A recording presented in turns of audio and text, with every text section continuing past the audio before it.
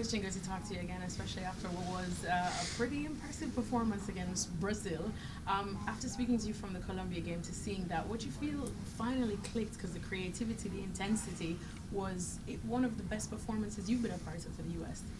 Yeah, the intensity was there for sure.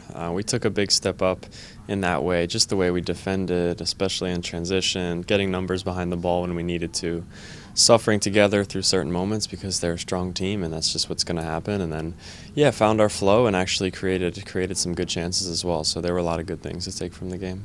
Mentally, how much does that help now going into this one? Weston just said that it kind of at least took away some of the guys feeling afraid from getting into this tournament, knowing that you're going up against the continent of Brazil.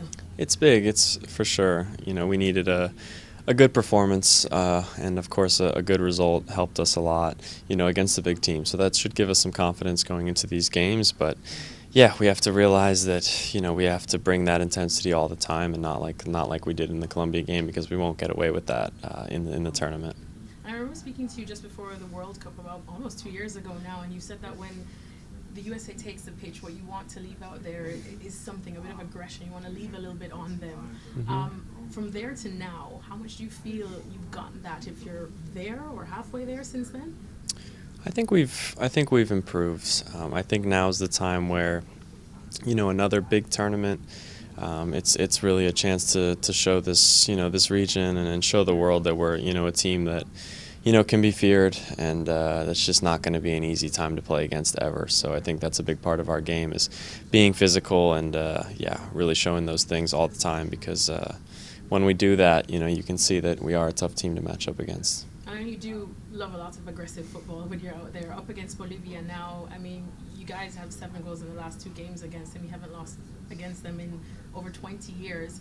Is this the kind of game that you just kind of take by the reins and go in, you know, full blazing from the very first whistle? Yeah, but we can't approach it any differently than we would, you know, like the Brazil game. It's a team who's going to come out flying and ready to play.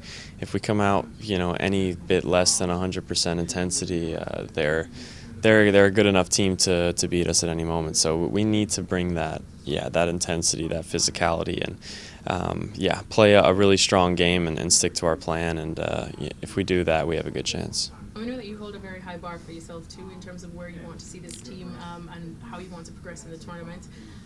Is it semi-finals or anything less that you would feel like it wouldn't be a success if you don't make it at least to the Final Four? I don't like this question of where does the success lie. At any point you lose in a tournament, you're disappointed, and when you win, you're happy. So we're going to take it game by game and push as hard as we can. And at the end of the day, you go into the tournament with the intention of winning it, and that's what we're going to do.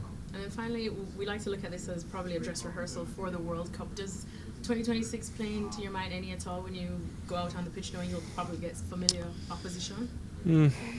It can help us and just to gain that experience, of course.